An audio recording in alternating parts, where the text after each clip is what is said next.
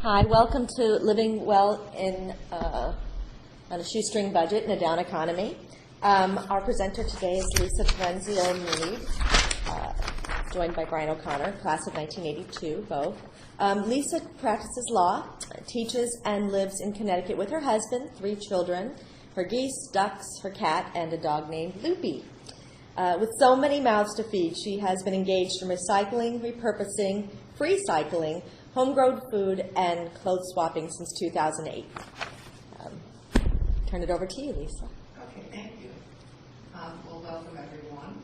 I wanted to talk first a little bit about how I arrived at doing this and then making plans for the seminar because it didn't happen overnight.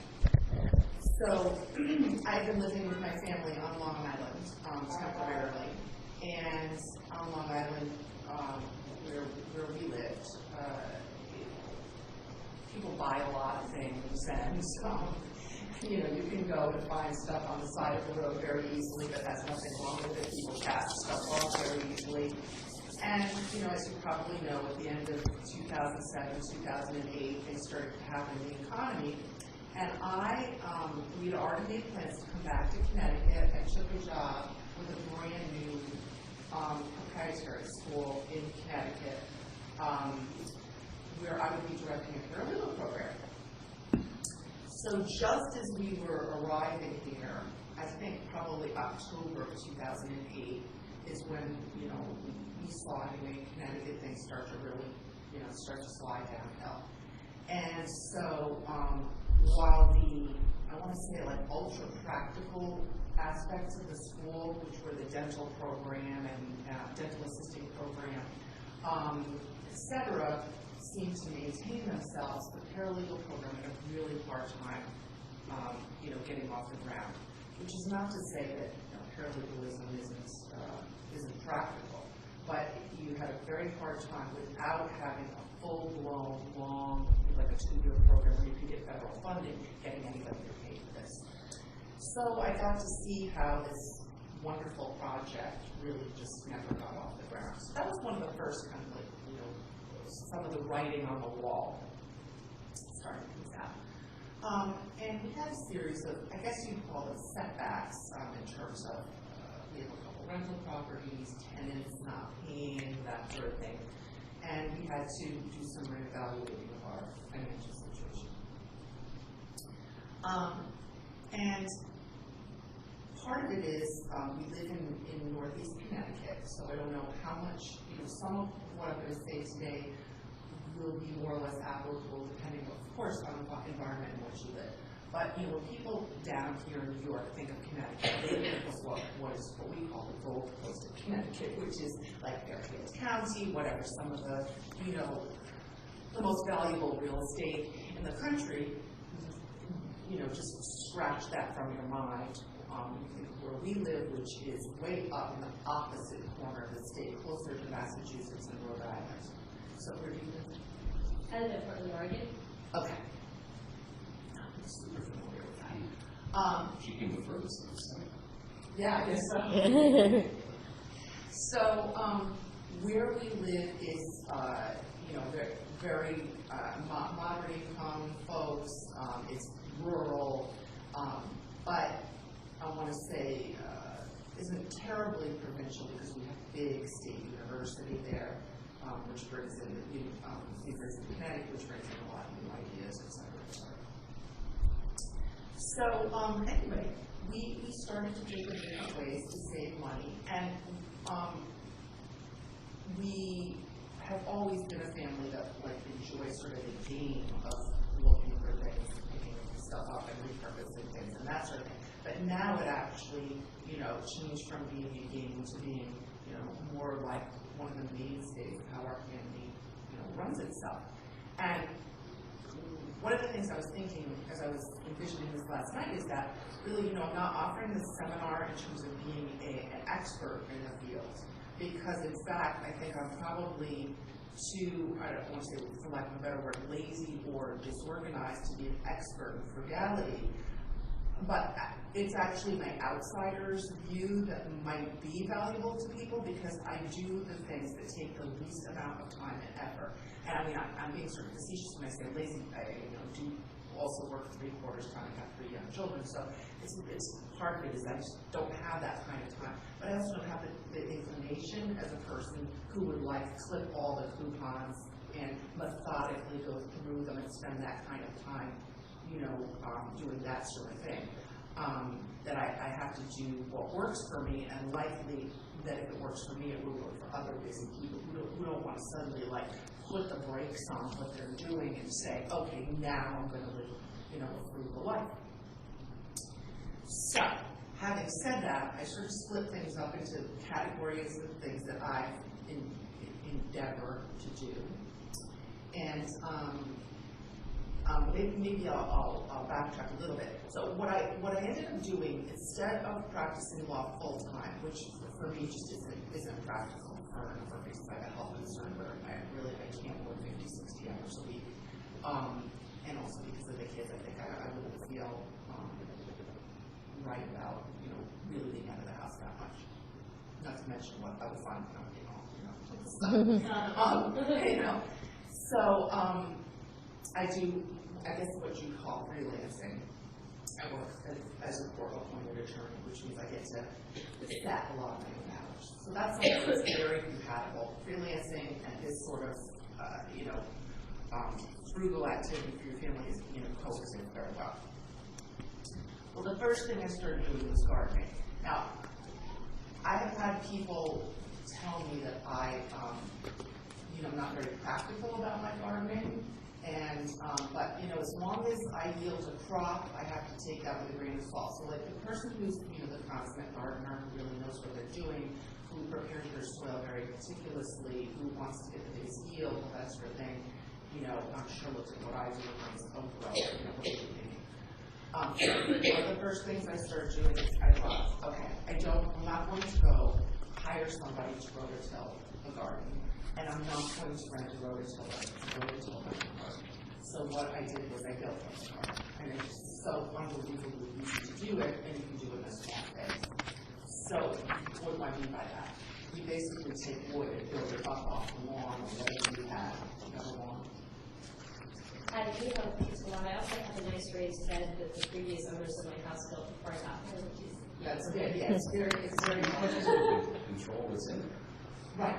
Yeah. I mean, it's like, it's my dirt, I put it in the frame. Right. I know what it is. I know, whatever. Now, the question of what goes in that frame is of course, entirely up to you. As it turns out, and I'll mention this later, I don't know, Oregon, Portland sounds like it might be a place that we do this, but our dump, which our town calls the transfer station, we have free stuff. And one of the things we have for free stuff is free soil, this enormous mountain of soil. Wow. I don't really know. I've been told it doesn't come from the toxic gas station at the end of the street or whatever. I used it last year. It proved good stuff, so I'm pretty sure. But you could also. And now she doesn't buy nightlights because the kids glow in the dark. Exactly. I was going to say, and I was wondering why the peas were orange. That worked out well. But also, and I'll talk about free cycle later, but I have gotten prepared soil off of people on free cycle for free because they had too much, and that's something that happens all the time. People over prepare, and then they have extra and it's easy to do. So you put that in. The question then becomes, what about all that weeding and all that stuff like that? And I have a couple of different suggestions. One thing is that if you're looking to do, what I call lazy gardening, Frugal Living, the website Frugal Living, which is where I get a lot of information from. It doesn't, obviously there's some ads and such, but it has the basics of it are excellent, practical information. They have a list of things that are kind of foolproof, which include radishes, zucchini, carrots, lettuce, peas, strawberries, onions, broccoli, herbs, and tomatoes. And those are all things that can be planted and are likely to thrive.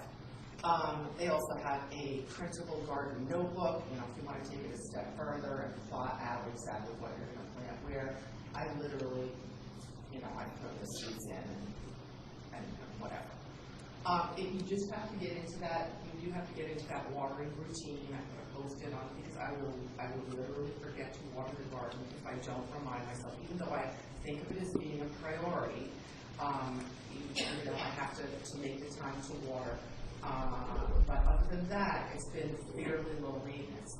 Now, I don't know if this is a possibility for everybody, but what I've done, and what I'm sure a lot of people do, is to community garden.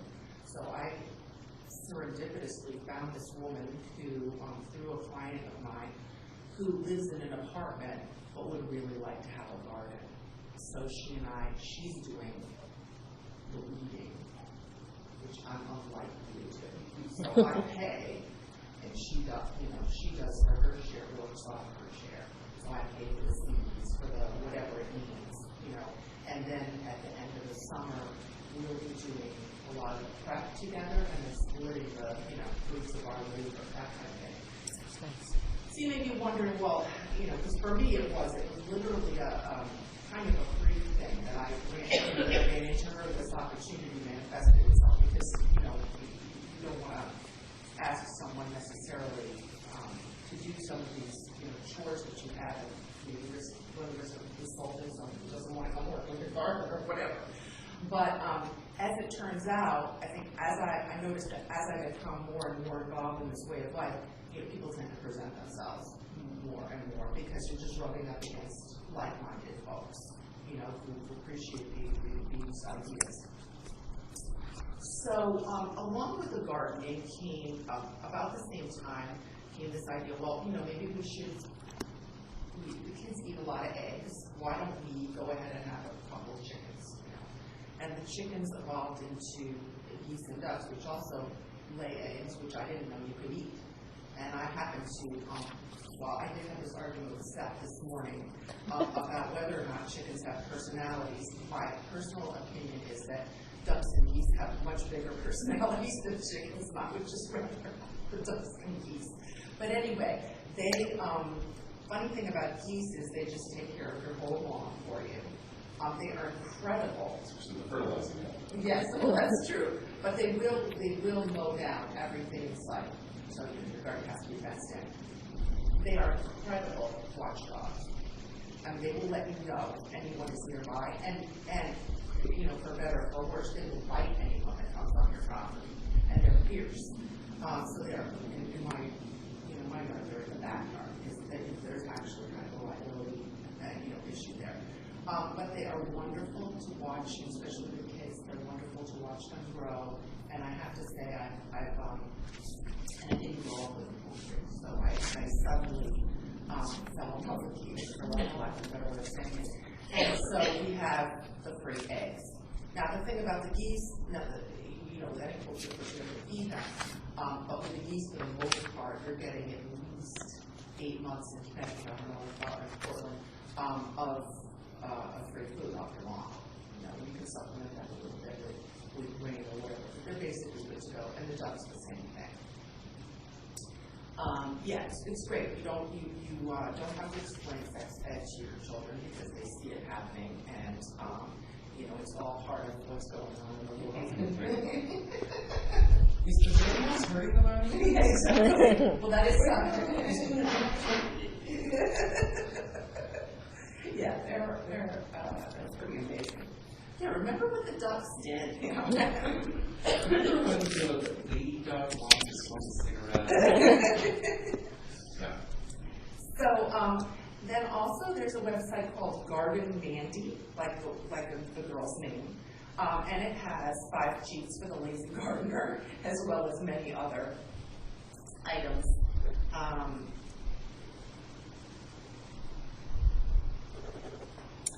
That articles of interest on the subject of people who just don't want to spend all their time gardening, and like I said, partner with someone who knows and likes gardening. Again, if you go find city people, that who really need that little bit of green, and you're somewhat selective about the person. Of course, you don't want them to come and squat on your property. I think it can work out really well. Then the other thing that we have, and again, I'm thinking, well, if you don't already have this, it probably wouldn't be that difficult to create, because I think with the, I don't know if you want to call it a worsening economy, but an awareness of scarce resources and not knowing exactly how we're all going to be doing, people seem to welcome the idea that you presented. Oh, why don't we do a blah blah blah squat? Oh, that's such a neat idea. So you go make flyers, and people gravitate towards that because they're right away thinking it's kind of a way to, I don't know, like get over on what's going on. I think that's how it's perceived. So I know there are gardener squats. So that would be both with plants and with your surplus. Right. If you plant zucchini. Yeah, exactly. This is the thing. What happens is it sometimes can be potentially, it's not cost effective because unless you're on top of it. Because what will happen is whatever it is starts to come in, and then that's its time, and there's nothing you can do about it. So then, you don't want to get in a situation where, like, you're so sick of zucchini, you never want to plant it again. So you get in this network where you're swapping off with other people, and it's extremely helpful. Then you feel like you can have the variety that you need, and frankly, some people are just much better at growing certain things than others, or they have better seeds, or everyone around the world, whatever it is. So that's very helpful. Or the plants themselves, like early in the season. I know our library is a plant swap where everybody just orders all their, what they have too much of, and you take what you want. Okay. So that's sort of all I was going to say about gardening. It just, has become. We're going to can for the first time this year, but mostly because the woman who's doing the gardening knows how to can. Because the thing about canning, of course, is that it can be dangerous if you don't do it properly. And I sort of know enough to know that. You want to find somebody, or somebody who's done it at least once before. My wife partners with a friend of ours who's she's used to it herself, and she's injured. And we haven't done it. We grew basil last year, which took off.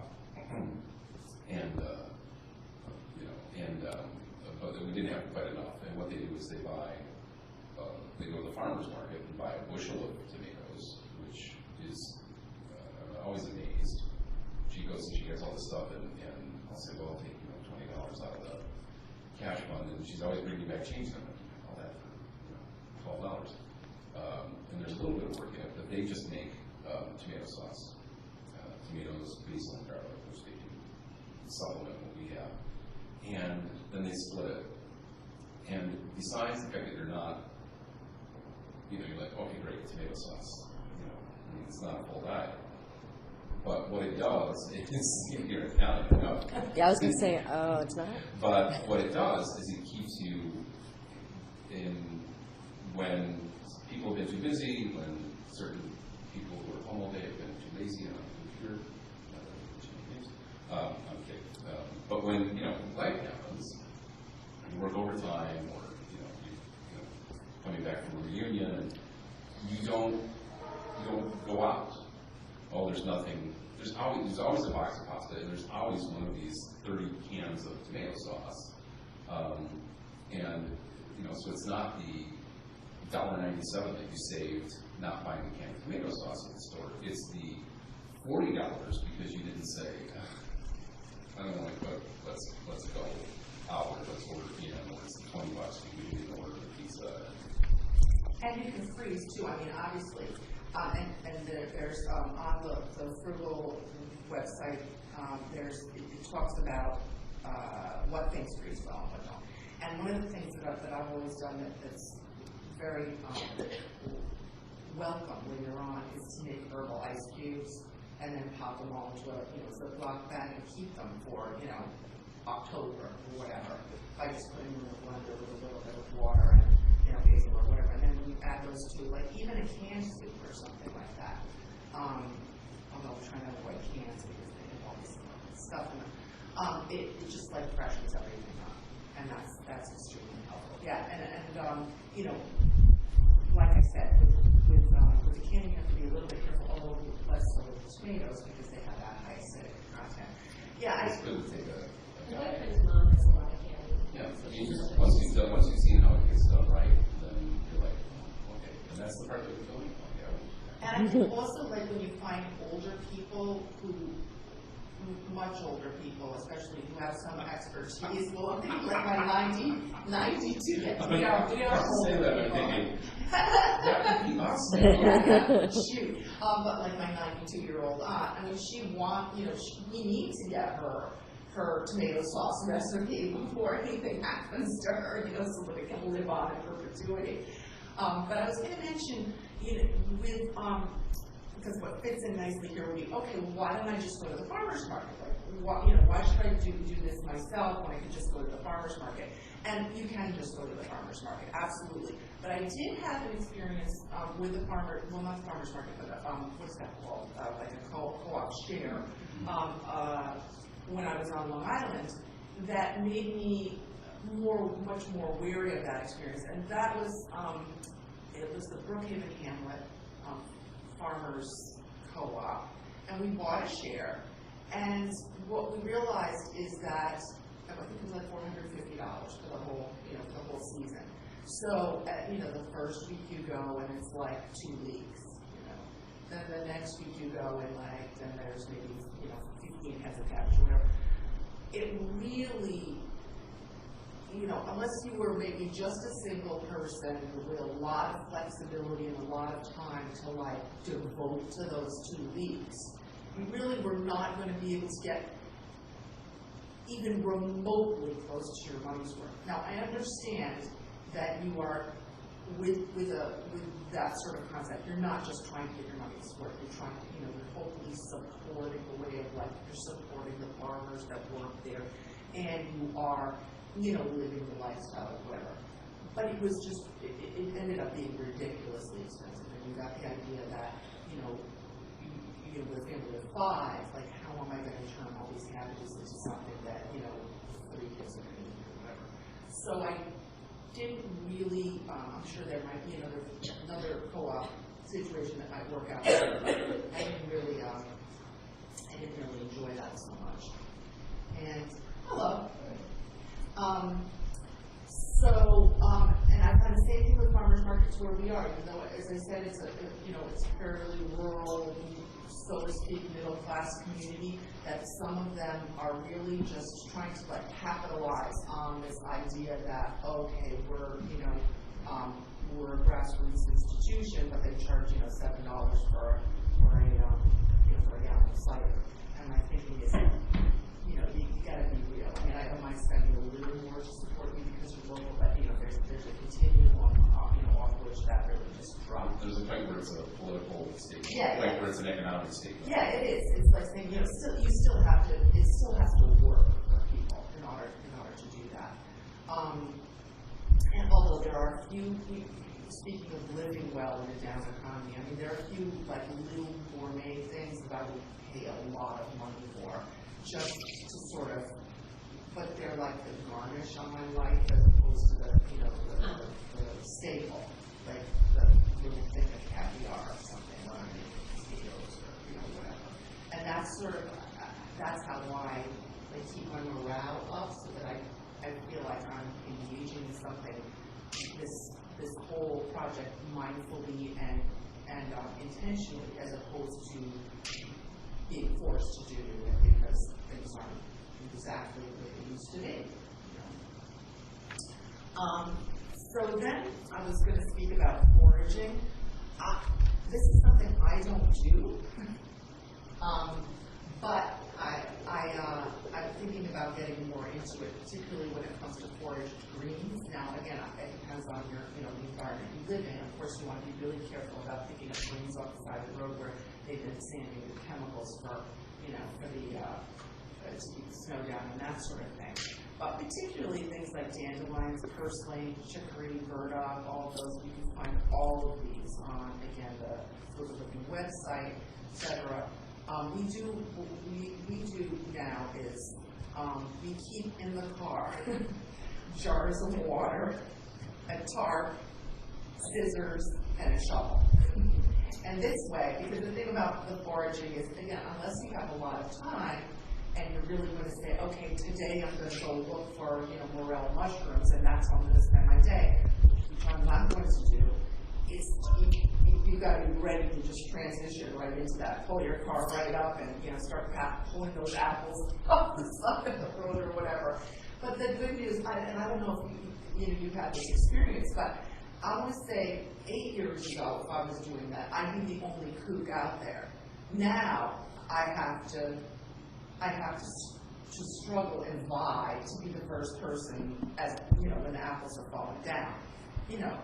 So and the other thing that I always forage for is my little corner that I cut.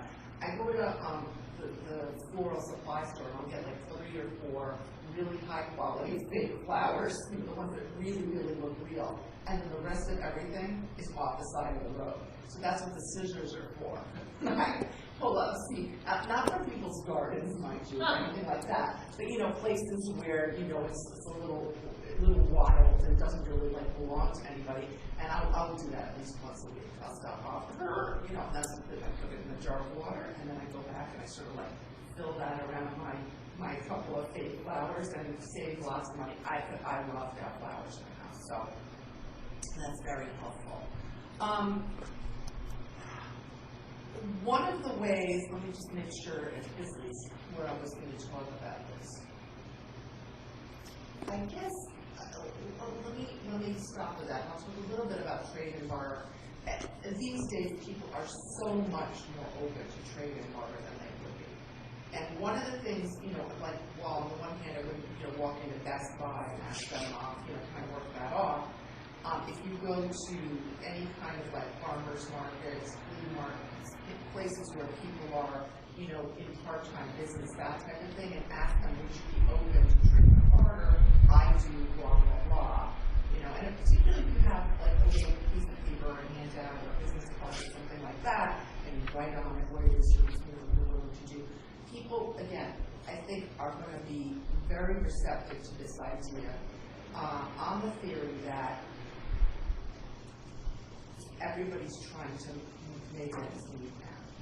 Everybody's good in other ways that I don't have to be concerned about paying for this. Of course, you have to be careful with barter because what one person's stuff is worth, but they give you another. And you have to keep the relationship very structured or whatever, so that it doesn't, get sloppy. But that works out really well. The things that I probably spend the most time on, other than the gardening, would be free cycle and Craigslist frame. And I think this is how to make it work. I go on every day, in the morning and the evening, for 10 minutes. I consider that to be a great investment of time, that 20 minutes a day. Part of it is, if you don't do it on a regular basis, you're going to miss the stuff.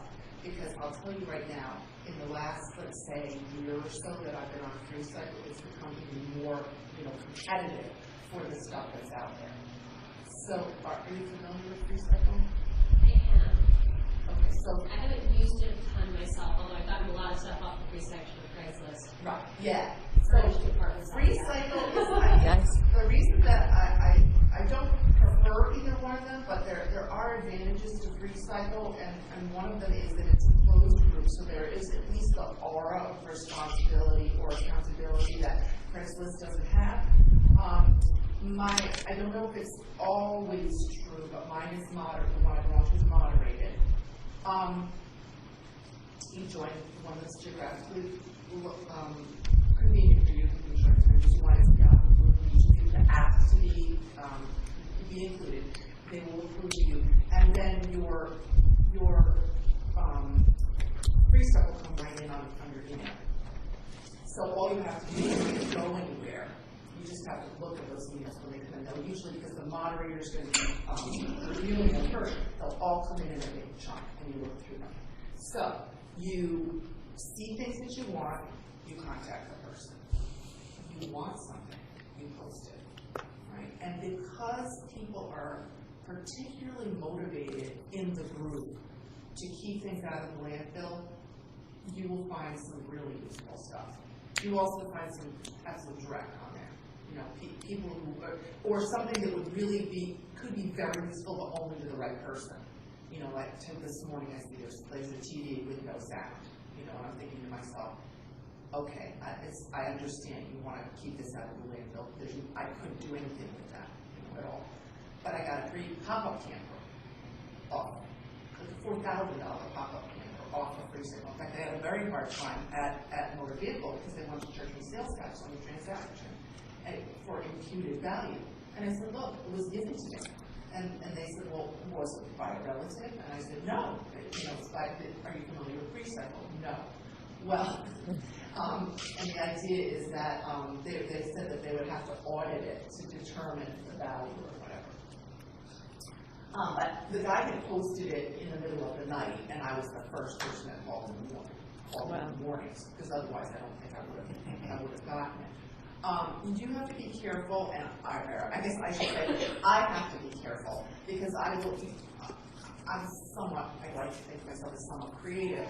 So what will happen is I'll see something that I wasn't really in the market for, and be like, oh, I couldn't, you know, and then it can become counterproductive because you're wasting time, and you are just allowing the sort of whim of the group to take you in different directions. Sometimes the groups can get a little touchy about things.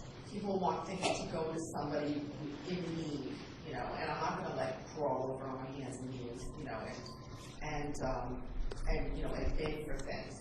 Or they'll, sometimes people can inadvertently offend each other, that kind of thing. But for the most part, I've found it to be extremely helpful. Then the Craigslist free, I go on twice a day, once in the morning and once in the evening.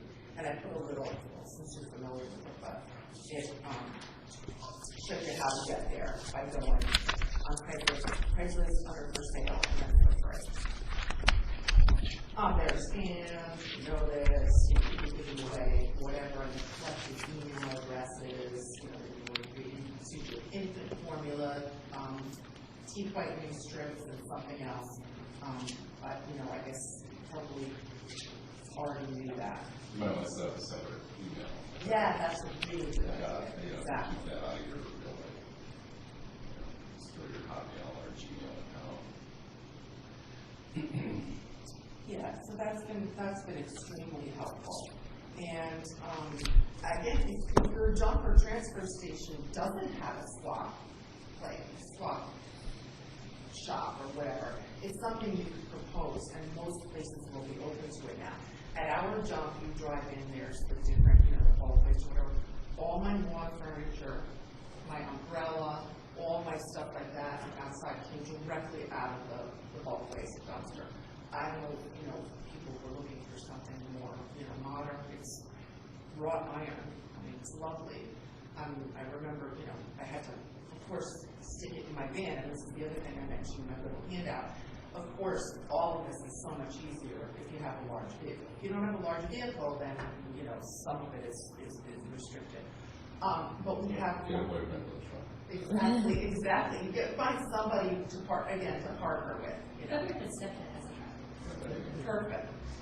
We have two little houses there, and one of them is filled with books, and one of them is filled with everything else.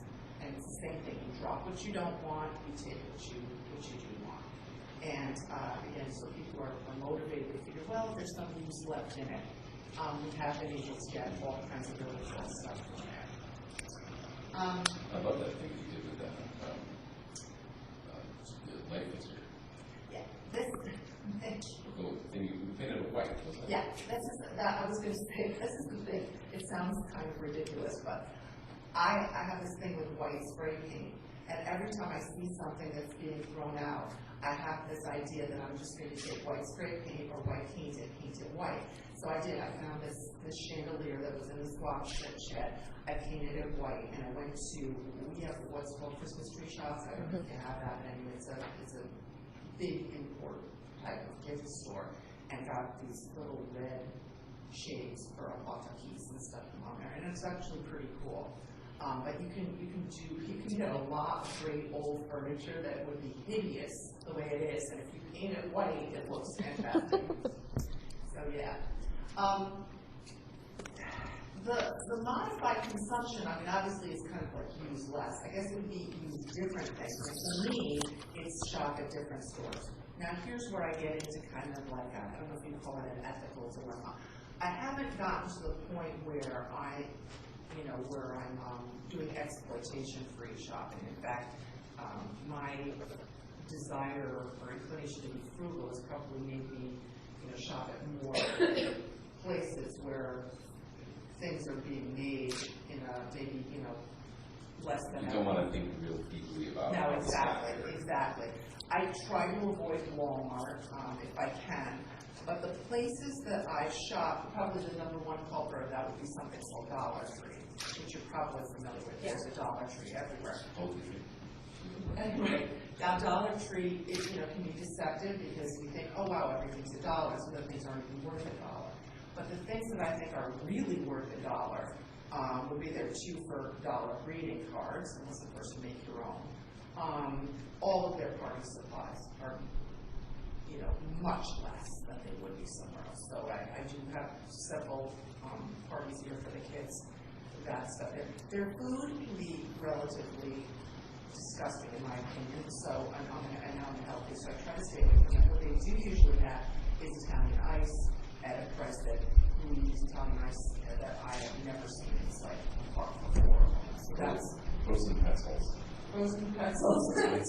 That could be the, and it's like 4 or 6 per $1. Put them in the microwave. Here, shut up. So that would be places like that. But I've gone from shopping at like the Walmart, the Big Y. I don't even do that anymore. Now if you were a coupon shopper, Big Y, Stop and Shop, those kind of places shop, right, that would probably be fine.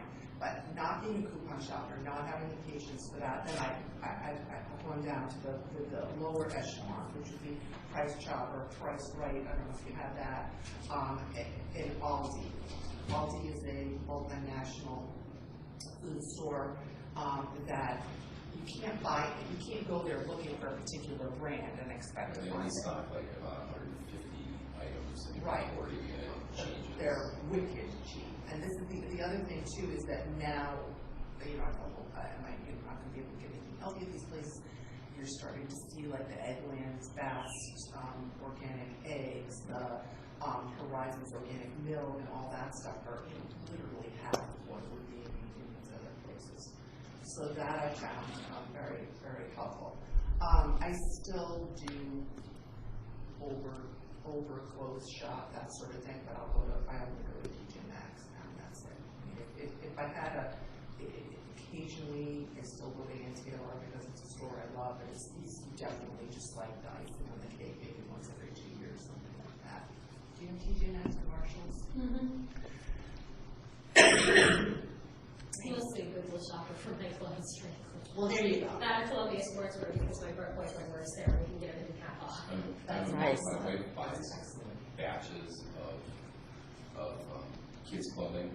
Either she will look at Goodwill, like partly because it was when we moved up there, we moved from Florida to Michigan in March, and so stores did not have winter clothing. They sell you winter clothing in September, and by Thanksgiving it's like it's Right. So this was just a necessity. Well, and the thing that happened is this was probably a new coat. And then I remembered when our son was born, people gave us a lot of stuff, and it just didn't, like somebody gave us a really beautiful 2T outfit. I was pretty, I was like, well, he's never going to get that big. Right. Because that's just scary. But by the time it was seasonal, so by the time it was summertime to wear it, he had outgrown it without ever wearing it. So, that went to Goodwill. It still had the tags on it. And then on eBay, she has, people, when the kids outgrow clothes, they'll just sell a whole lot. Yes. So let's say, Yeah. Boys, size 10 to 12, 12 pants, 9 shirts, 13 and a half socks, and, the the box comes and a bunch of it is good, and maybe there's a couple pieces that aren't, and those go up. So. No, that makes perfect sense. With kids' clothes, I have to say, one of the things that I feel like why even bother to pay for them, because there's just so many out there. And one concept that we're familiar with is something called a circle of love. And what you do is you find in your community, and you can ask, I asked the school if I could put flyers in everybody's backpacks and ask to do a circle of love, and you can either create a Yahoo group, listserv, or whatever, and you find obviously kids that are 1 year older and 1 year younger, or 1 year bigger or smaller than your kids, and then you just always get that stuff. So for my boys, I don't buy clothes because I have somebody who at the library who just every time I go to the library, she just has them in the trunk. She just puts them in the trunk of her car, and then I'll take them out. And I just got someone for my daughter. Who will be, and then we have someone who else that we do all that stuff too. And with your husband, you find somebody who's 20 pounds heavier, knowing that he will get there. My daughter just turned 5. I think I bought 2 things for her, and that was only because she wanted a new dress. Even though my friend who gives us all her kids stuff is like, "Why would you buy anything?" Yeah, or it's an outlet. We sometimes want to. I was just going to say, with girls, because the clothes are so cute. Well, yes, and expensive. You do tend to want to buy them as an impulse purchase. I know that. Oh, that would look so cute on Gallery or whatever. But at least the mainstream of the stuff can be free, and that's very helpful. Then we, again, this is something you could offer, but our community has one day a year where on Friday night in the local hall, whenever everybody brings all their unwanted kids' clothes, they reconnoiter everything by table, and the next day you come in and you take whatever you want. It's a 3-hour event. So that's very helpful. One of the things that I think that makes this relatively painless is because our community is very unpretentious. I notice, people aren't into branding. Nobody really has a lot of anything, so there's nobody to really compare yourself to or feel like, you don't have the brand that, other people are wearing or whatever. Whereas I'm quite certain that that's still, persisting in other communities, but we just don't, have to feel the pain of all of that. Again, once you get rubbing shoulders with your frugal community, suddenly it all starts to happen, because right away people who are trying to be whatever frugal, trying to live with less, or who aren't just quote unquote being cheap, but who are doing it intentionally as opposed to being sort of like forced to do it, are going to be probably more mindful, more ethical. There seems to be at least a coincident overlap, which is great because those are the people who probably want to spend time with anyway. And the other thing, which is as far as a sort of a thread that runs through this, is that when you're on the lookout, so you take 5 or 6 things that you really need, and you have your scouts out there, and you're scouting for other people too. Because again, I don't want to spend all day looking for something. That's just not going to be able to happen. So people know that I'm in the market for this, that, or the other thing. It will tend to be, it will tend to be that somebody's going to find that for me, and I'll find their thing for that. And that's where I use my phone a lot, or my smartphone. I'll take a picture so I'm not picking like a headboard for someone so that they hate me. Years later, I'll just say, would you like this? And they can say yes, and I can bring it home for them, which is terrific. So that's kind of the gist of it. The other thing, too, is that we think of the library, our town library, as being another room in our house. That's how I can conceptualize it. So we try to utilize the library as if that's our entertainment, that's what we want to be doing. And we do not have, this is just a personal choice, because I can understand why people would be perhaps very attached to network or cable television. We do not have network or cable TV, so that's something that's very easy to save the money there. We also don't have a home phone. We have that kind of internet that, even though it's DSL, it only costs $20 a month. And so we can watch TV on Hulu or whatever. So, okay, I don't see a house until, a week after that, so it came out, but it's not really a big deal. Whatever the library is offering, we consider that to be a lot of our activity. I mean, I don't care if it's a seminar on owls on Friday night.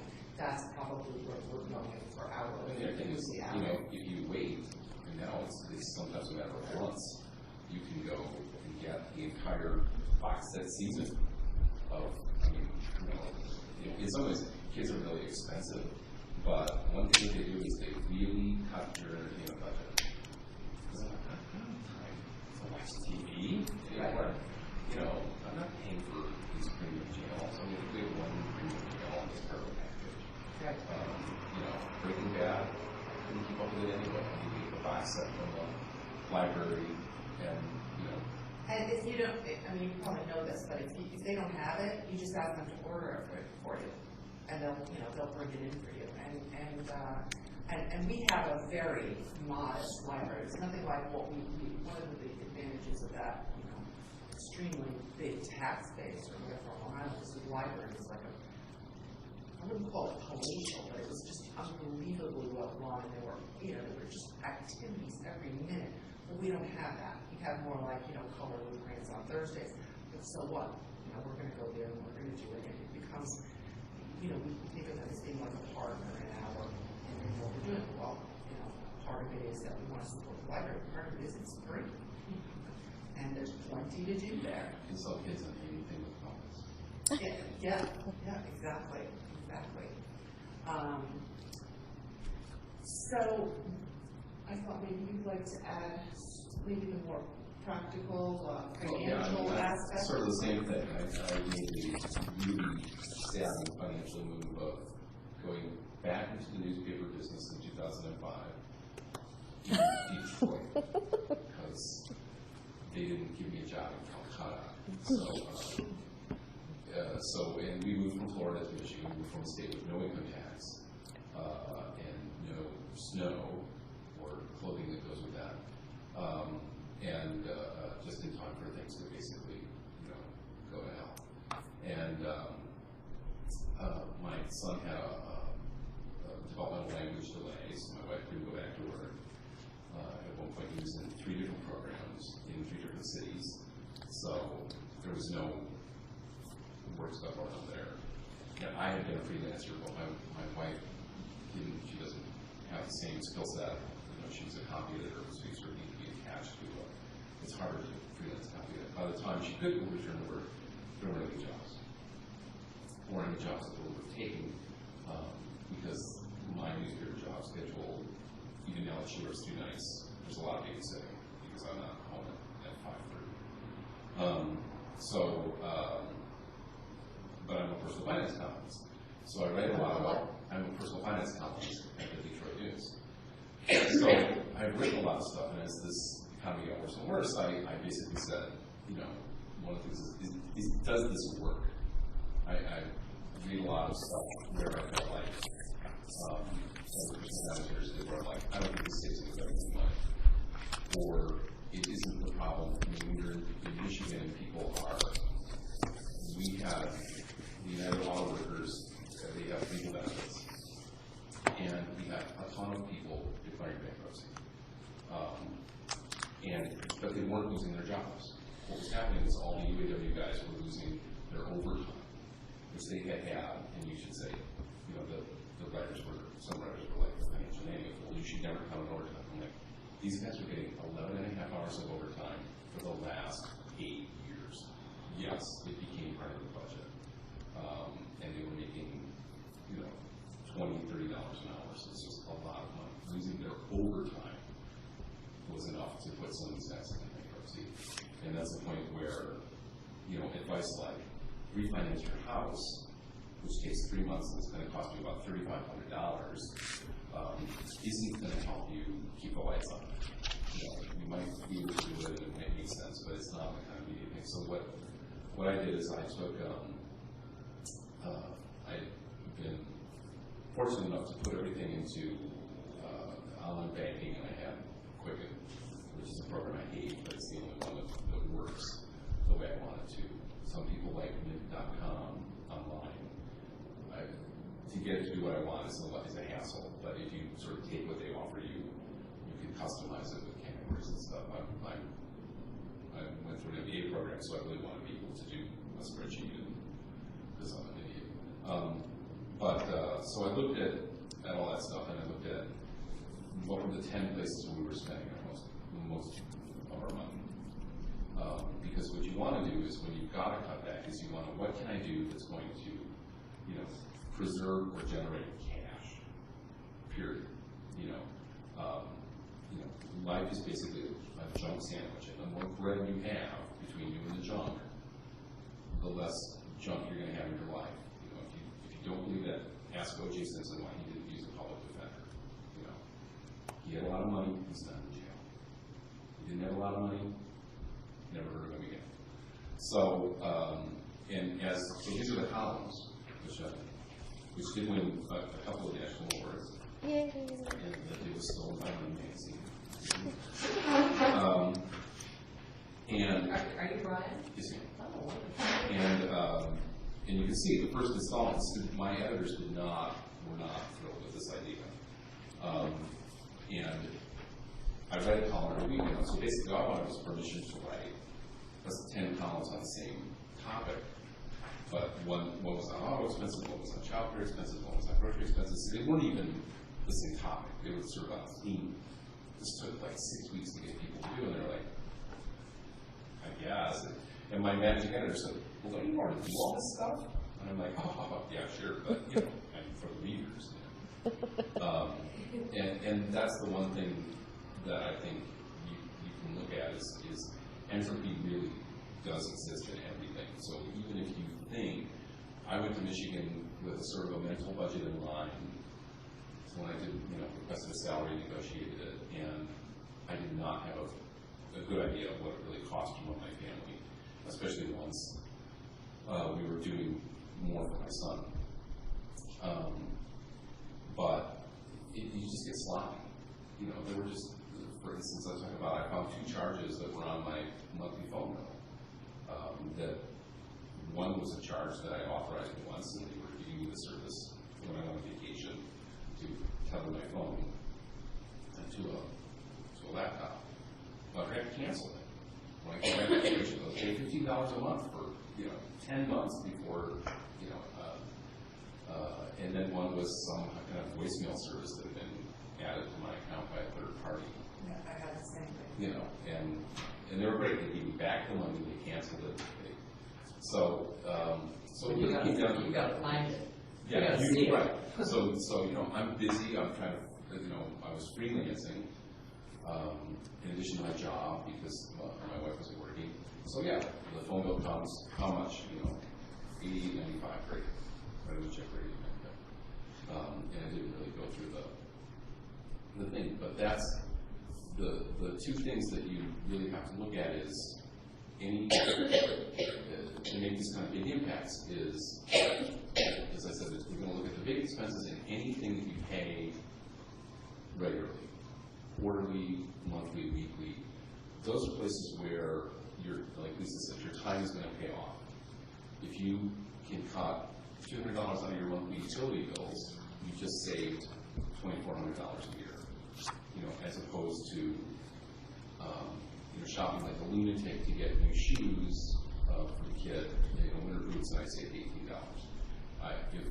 If I have to prioritize my time, I'll bite the bullet and buy his boots online, but spend the time calling 3 different cable companies if you're lucky enough to have that. Utilities were so the first installment that I did on this were car expenses, which are for most people is one of their 3 top expenses. I couldn't really find any savings. Our cars were paid for. I had an actual decent insurance agent who was saving me a ton of money. There really wasn't a lot that I could do. And I was aiming to cut $100 of spending from these 10 categories to get to $1,000. So every week was a little payroll back to the readers. Is he going to do it? The readers do. So that, I mean, that's the thing to do. And it was a good format because people think I have to have a budget, I have to have this, I have to have that. I didn't really even need a budget. All I needed to do was look through my checkbook for a month. So one of the first steps you can take is start paying everything by a check or a debit card, or if you trust yourself to pay it off, a credit card. And a lot of people won't spend cash, and that's a way for them to really cut their spending because they're like, it's physically painful. Mm-hmm. It's actually more physically difficult for people to part with cash than to put down a piece of plastic. Absolutely. But the problem is, are you going to be the guy with the little book writing, $4.99 for socks or a PC? Otherwise, you spend the cash, but you don't know where it's going, and you don't know what you're getting. So, if you want to do that, but take a month where, and especially when you're coordinating between 2 or 3 people in a family who are spending, they each have a checkbook. I mean, you eliminate a lot of fights. It's like, okay, this month everything check, debit card. I can download the bank statement, and I can see exactly where we went. I didn't have to go to a seminar, I didn't have to buy software, I didn't have to buy a book. I just let the technology take care of it for me. And then if you want to go back to cash after that, that's great. But that's a quick and dirty way to get a snapshot of your spending. And then anything that you are spending money on consistently can, I mean, some of this is as simple as a phone call. My cable company, when we moved to get the service that we wanted, we had to buy a package. Well, they had introduced another package that was much cheaper, that gave us just the things that we wanted. So that was there. My cell phone company, the same thing. When I signed up, it was 600 minutes was the minimum package I could get. Now they do 350. And of course, they never mentioned that but if you ask them, they have to tell you. So that was as easy as a phone call to save some significant money. Another problem that people get when somebody loses their job, when the hours are cut back, is especially if they listen to certain personalities that are out there, is they get panicked over their debt. And the first thing you have to say, well, okay, don't add to your debt. If you're adding to your debt, you're really getting yourself in trouble. So you want to do that. You want to cut that out. But you don't want to panic over it. It's just another bill. You're going to pay bills all your life, unless you really got something going that I don't know about. It's another bill. And you need to decide where your money goes and what you're going to spend it on. And so you find people who will tell you you need to throw every spare dime at your debt and get rid of that because you're paying interest. And so people they'll go on it's a lot like a diet. And so people will go on a crash diet. They'll be miserable. They'll feel like a victim. They'll pay everything down. So they'll go crazy for 2 months and they'll knock $500-600 off a visa. Then the transmission breaks. There's no savings. Where's the transmission go? If I don't get to work, I get fired. Back on visa. It's better to stabilize that payment, which is usually, it should never be less than 2%. Some companies, but if you stop charging and you just stabilize that payment, even if it's just the minimum, and save as much as you can until you have some padding, that's going to become more than the minimum.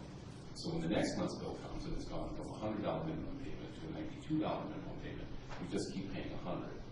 And as that balance drops, you're paying down more principal. And that's, there's a more systematic approach to this. Dave Ramsey has co-opted it and called it the debt snowball. And it's a very good approach. I have issues with other things that Dave Ramsey does. But that's a good one. And it's, it's just another expense. If you're really screwed, if you're really broke, then that's the last thing. Visa is, you keep the lights on, you keep the kids fed, you know, you keep your options open, but, you know, you're not skipping your oil change, so that the collecting guy from MasterCard, you know, can feel good about himself.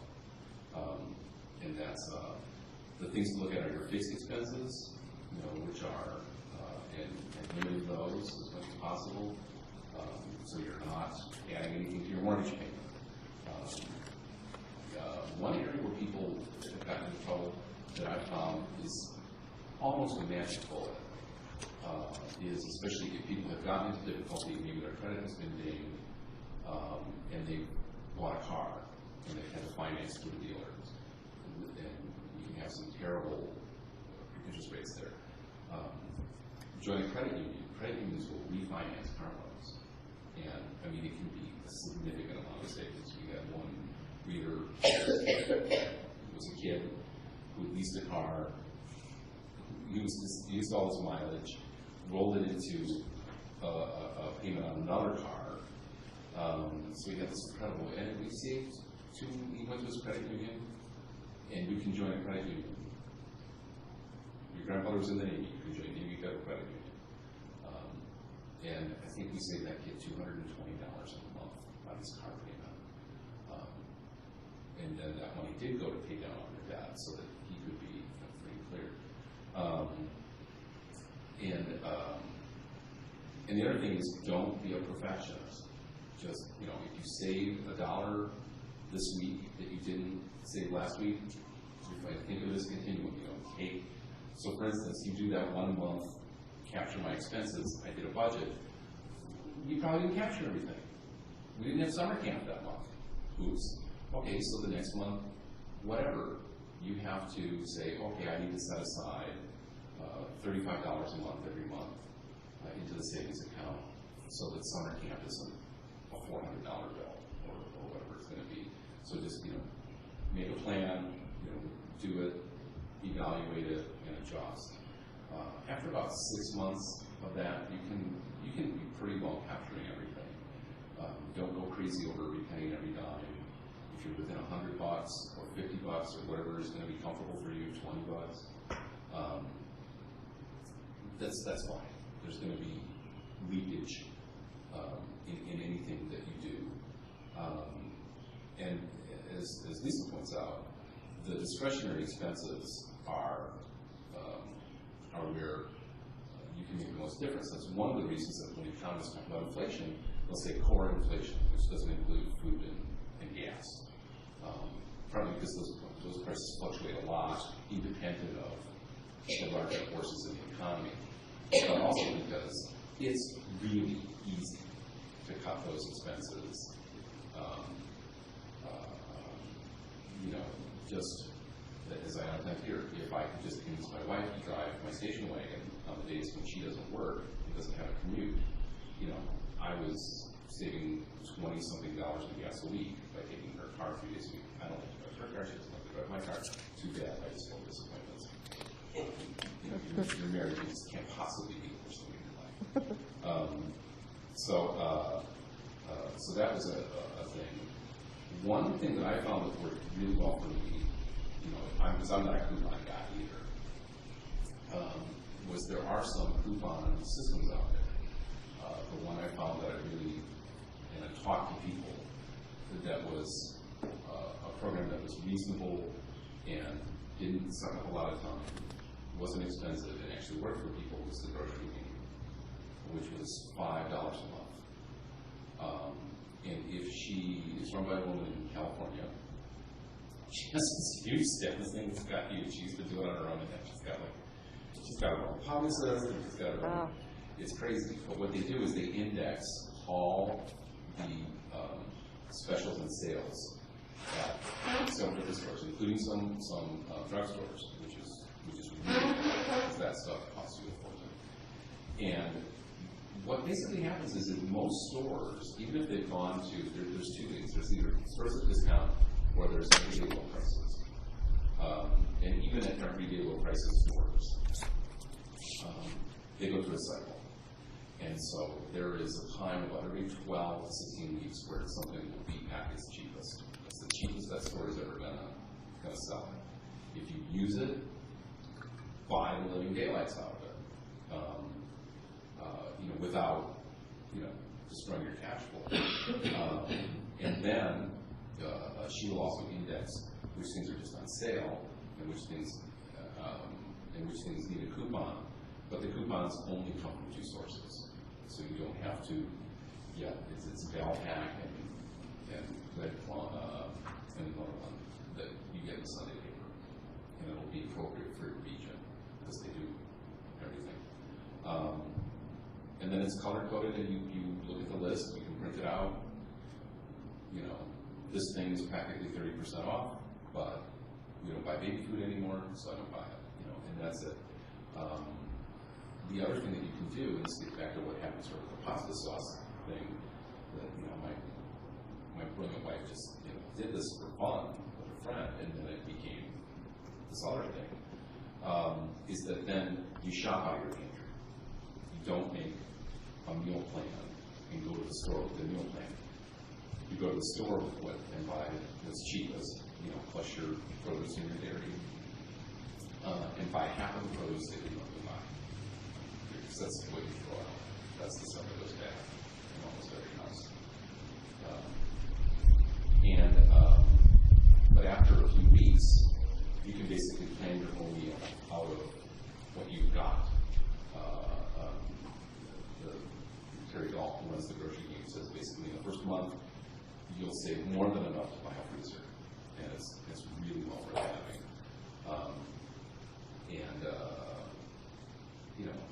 I basically stole a turkey the other day at Kroger, and my wife went to work on Sunday night. Sunday night, I basically just brined the turkey, threw it in the oven.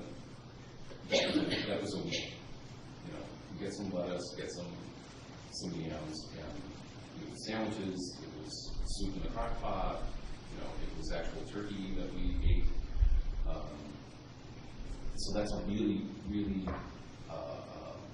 that's a really easy thing to control for most people. Pack a lunch. I don't do it often enough. I need to. It's really boring, but it's good on a lot of other levels. And then it got to the one thing that my wife is not really very keen on having our finances syndicated to our country and distributed on the New York Times Wire, but she was really been sport about this. And the thing that I thought would really be a problem is and has been difficult for us is our discretionary, our personal spending just went down to nothing. And in talking to Robin Wise, who's a budget counselor in Detroit, she said cash. That was where cash was king. So our entertainment budget and our personal spending on whatever you decide those things want to be. You can have a clothing budget for the family. You can have a clothing budget for each person. If you need to, you can say clothing is part of your personal spending, and let's make that a little bit more money. Whatever you hash out with the other person, that's the don't ask, don't tell of family finances. We each take $80 every other week, and that's cosmetics. If you don't want to pack your lunch, it's not going on the debit card, pal. It's coming out of your cash. And then there are other things, that works. Says, look, I really need to buy a computer. I can't do that on $80, $40 a week. Then you plan it. But it eliminates a lot of hassles and a lot of arguments. But you touched on a really good point, Lisa, about you have to wrap your mind around it. If it's just denial all the time, it's a problem. I personally really like to see that cash building up in the entertainment envelope. Well, I was just going to ask you, when you take your $40 a week, do you ever find that there's some left over and you can kind of keep accumulating yes, that? And it has not happened lately because, like I said, like entropy, I did this 3 years ago, and I really need to go back and revisit a lot. I can tell you this, I everything in here, identified the savings. I did almost everything in here. This is the year that the storage unit dies, because the basement has been cleaned out, so now the basement will become uncleaned out as the storage unit empties, and hopefully that will help. I think there are things like this that you can pack lunch, you can eat a healthier lunch. You decide you don't want to pay to maintain things, you wind up not only cutting your budget, but cutting your clutter, and cutting other things that maybe are not high value activities for you. And so all that can kind of give you a little bit of a boost. I don't think, I don't think she's as keen about this as I am, and so we've had to make some adjustments. There's a trip every year that she really wants to take, and that became a real arm wrestling match. And some of this is in the same way that it's like being on a diet. It's much easier to do if you're younger. We had our son very late in life. We both had really good professional jobs in the newspaper industry when it was a license to print money, and we still, after 10 years, one of us has been unemployed for the last 10 years, and we have still not reset our expectations of what we live within our means for the most part. But we have really not reset our expectations from the lifestyle that we had, before unemployment and children. But if you can find stuff, and like I said, for me, for some people it might be watching that credit card balance go down. For me, it's like there's $300 in the entertainment envelope, and Friday is payday, so that's $300 date night.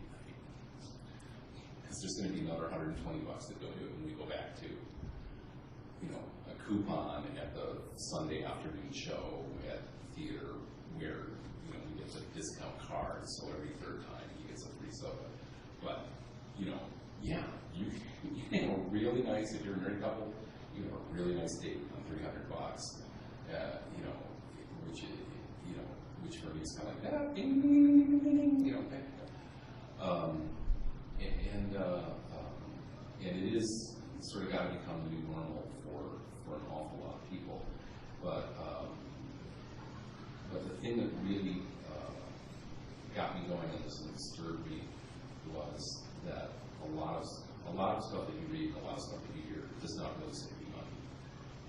You need to, it's a pain in the butt that you need to do the math.